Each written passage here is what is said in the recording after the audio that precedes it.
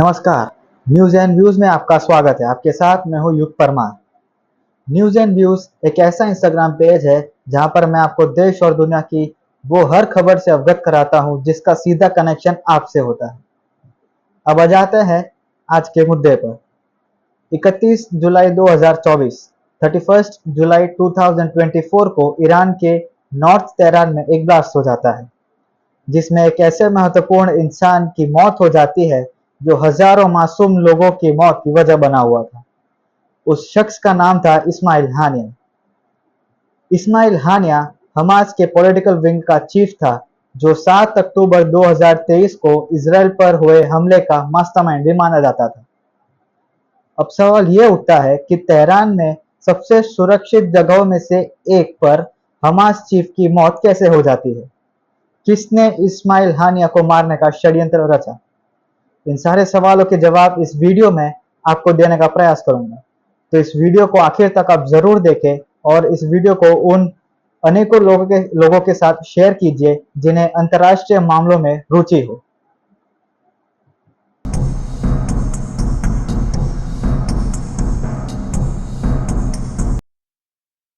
इस्माइल हानिया की मौत की वजह जानने से पहले आपका ये जानना जरूरी हो जाता है कि इस्माइल हानिया था कौन। दरअसल 1987 में जब हमास का गठन हुआ तब से हमास के दो विंग हुआ करते हैं, एक हमास का पॉलिटिकल विंग और एक हमास का मिलिट्री विंग। इस्माइल हानिया हमास के पॉलिटिकल विंग का चीफ हुआ करता था। 2005 के अंत में गाजा में चुनाव हुआ। गाजा एक 45 किलोमीटर के रेडियस में फैला हुआ एक शहर है जिसका नाम आपने ज्यादातर इसराइल और फिलिस्तीन के युद्ध में सुना होगा। इस चुनाव में हमास की जीत हो जाती है। इस जीत के बाद इस्माइल हानिया गाजा का प्रधानमंत्री यानी कि प्राइम मिनिस्टर बन जाता है और गाजा का कंट्रोल पूरी तरीके से हमास के पास आ जाता है। इस तरह इस्माइल हानिया का दुनिया में परिचय शुरू होता है।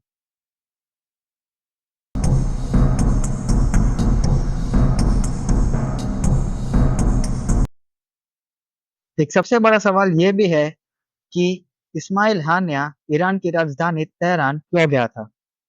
दरअसल 20 मई 2024 20th मई 2024 को ईरान के पूर्व राष्ट्रपति इब्राहिम रईसी की पूर्वी अजरबैजान में हेलीकॉप्टर क्रैश होने की वजह से मौत हो गई थी, जिसकी वजह अब तक साफ नहीं हो पाई है कि क्या वो हादसा था या फिर सोची समझी रणनीति थी। तत्कालीन राष्ट्रपति इब्राहिम रईसी की मौत के बाद मसूद पेजेश्कियान ईरान के नए राष्ट्रपति बन जाते हैं।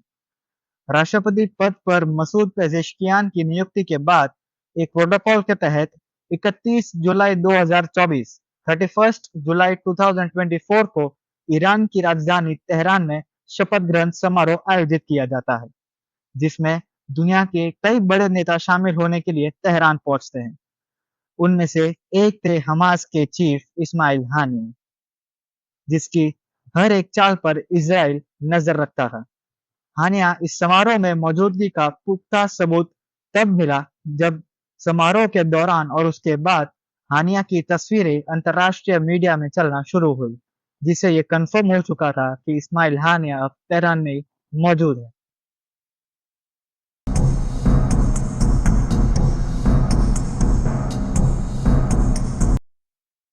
अब सबसे बड़ा सवाल, इस्माइल हानिया की मौत कैसे हुई?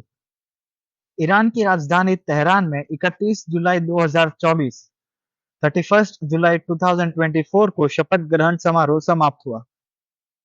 डिनर करने के बाद अपने सुरक्षा घेरे में इस्माइल हानिया नॉर्थ तेहरान में, जहां पर ईरान के एक पूर्व सैनिक के घर पर जो पूरी तरीके से सुरक्षित था, वहां पर आराम करने के लिए पहुंचते हैं। उस समय उनके साथ उनकी अपनी एक सुरक्षा की टीम भी मौजूद थी।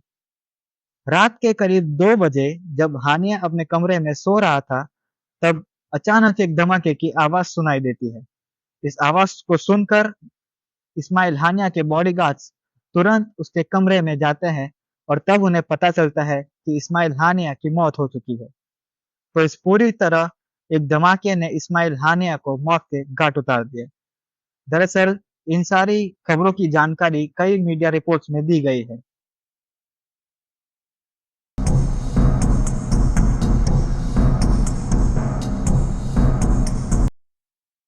हमास के चीफ और गाजा के एक्स प्राइम मिनिस्टर की मौत कैसे हो जाती है?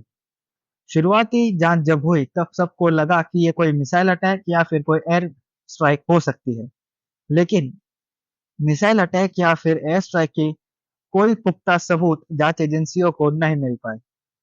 हाल ही में द न्यूयॉर्क टाइम्स की एक रिपोर्ट में इस धमाके को लेकर एक सनसनीखेज खुलासा हुआ है, जिसमें यह बताया गया है कि जिस कमरे में हानिया को सोना था, ठीक उसी कमरे में 2 महीने पहले से ही एक रिमोट कंट्रोल्ड बॉम्ब लगा दिया गया था।